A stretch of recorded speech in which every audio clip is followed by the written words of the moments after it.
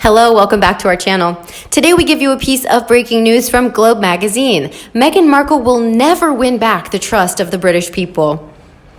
Meghan would never be able to win back the trust of the British people. She has completely destroyed any affection we felt for her as the wife and love of Prince Harry. Her behavior while a working member of the royal family left a lot to be desired, and the way she's carried on since she left the UK's shores has just reinforced that feeling. British people don't like to be bad-mouthed by anyone, but especially not by those who have enormous wealth and privilege.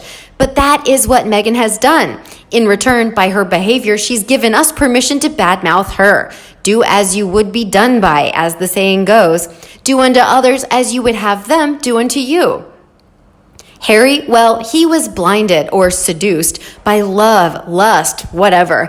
He left because he wanted to look after his wife. Hate to tell him, but she's the last person in the world who needs looking after. She's as hard as nails and has no love for anyone except herself. He's now a pale shadow of his former self. No humor, no smiles, unfit, sad. Whether it's the change to the vegan diet that doesn't suit him or Meghan's ministrations that aren't working, we have no idea whatsoever. Harry has lost his mojo, but if he wants to sell his soul in search of filthy lucre in the US, then that's what he will do. If he wakes up one morning and wonders what the hell he's doing in Montecito, unable to work because he hasn't got a green card, paying heavy taxes on money they haven't got because it's all gone to pay for their PR, then maybe he will return to the UK. If one of his grandparents is sick, then I expect he will come home again. What he will feel when he lands on UK soil is anyone's guess. I doubt he will be like the Pope and bend down and kiss the earth, but he may feel relief at the comfort of familiarity.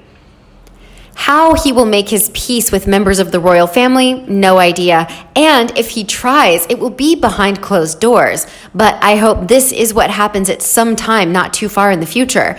Harry has already said that had it not been for the coronavirus, he would have been back earlier. And he very definitely said he. So perhaps he's homesick and wanting to see England again. Whether he wants to stay or return to Riven Rock, no one knows. I doubt he even does at the moment, so we will just have to wait and see. Depending on his decision, only then the British people will see whether they can trust him again.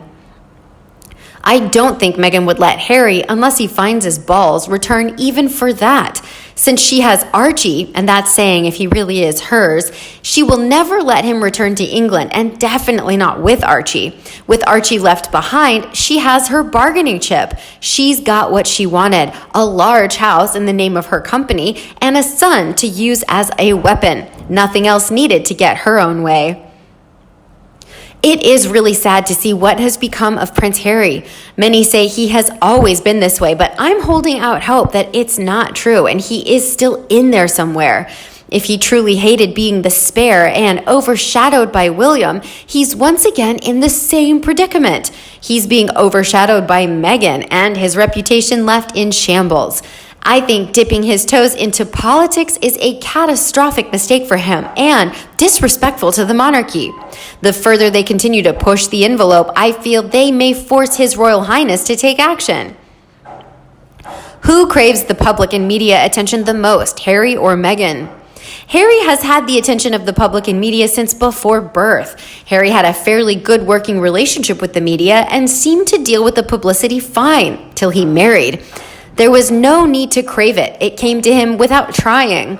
When his wife started to get some negative coverage from the media, he all of a sudden says the flashes from bulbs and clicks from cameras gives him bad flashbacks.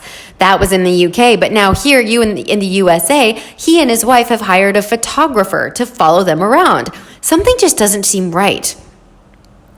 Meghan is the one that, in my opinion, is chasing the attention from the public and media. She craves it and seems to do just about anything for it. She had a taste of the pie, and now she wants the whole deep dish pie for herself. Next up, why is it that Meghan and Harry cannot keep staff working from them? They always leave after a short stint. Are they the problem? Mental illness was the reason behind their staff's quitting. They were not able to tolerate Meghan's narcissistic tendencies, controlling behaviors, rages, and anger issues. It added up to a hostile work environment. It was common practice that she texted them at 5 a.m. It was due to the enormous amount of energy that she had. Her ideas flowed onto the texts. She was always on the go. Like good employees, they obeyed her every command.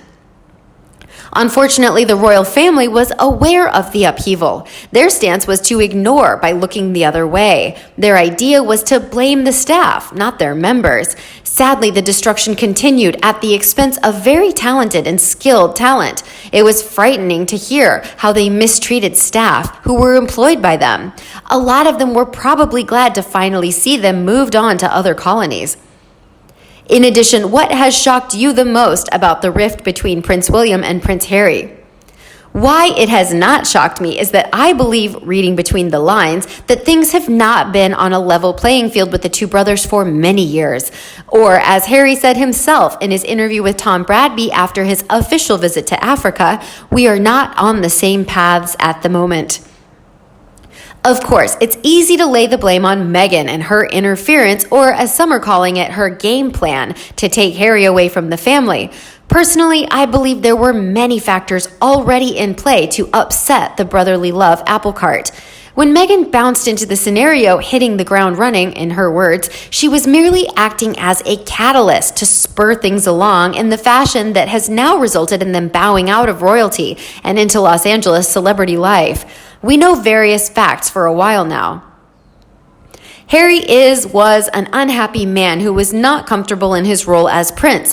By his own admission, he has suffered mental anguish and discord since the death of his mother. Obviously, so did William, but William seemed to channel it all in a much better fashion, and we must not forget that he had Kate by his side, supporting him for many years. Harry, on the other hand, has had several failed romances before he rushed into marriage with Meghan. It's been written that Harry was angry with William for doing the sensible thing, as any older brother would, by telling Harry not to rush into anything with Meghan. Actually, Harry took offense by his words, which were "that woman."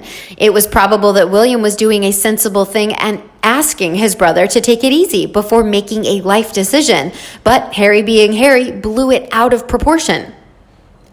We must bear in mind that he already had many chips on his shoulder to contend with.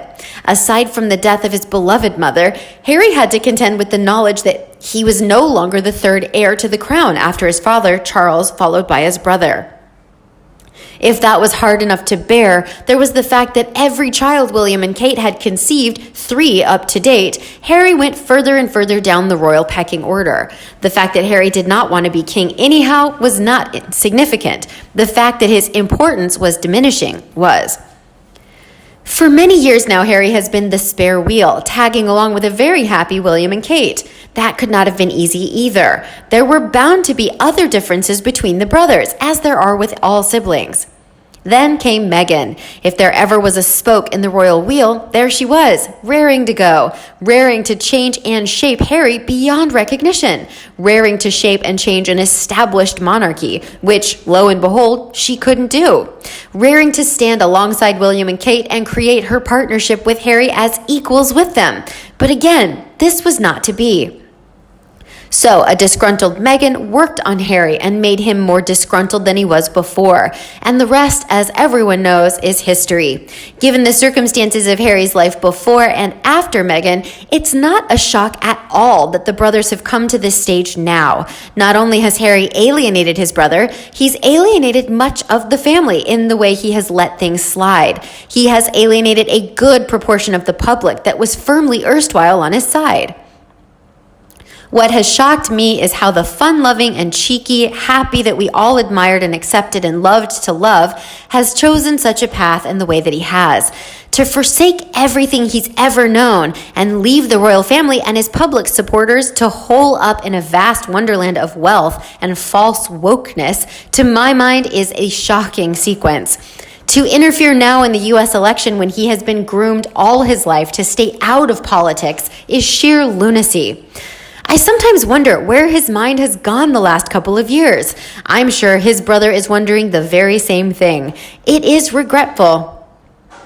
How about you? Do you think Meghan Markle will ever win back the trust of the British people? Please let us know in the comment section below. Don't forget to like and share with your own followers. And as always, subscribe to our channel for all the latest news on the royal family, Meghan Markle and Prince Harry right here. Thanks for watching, and we'll see you in the next video.